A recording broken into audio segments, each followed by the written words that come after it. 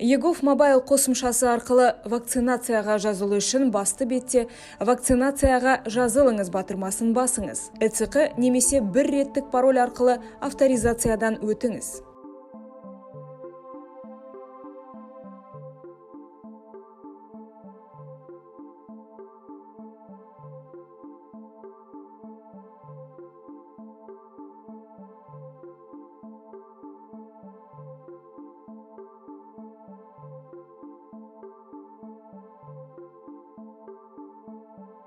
Аймақты, сондай-ақ вакцинация алғыңыз келетін медициналық ұйымды таңдаңыз.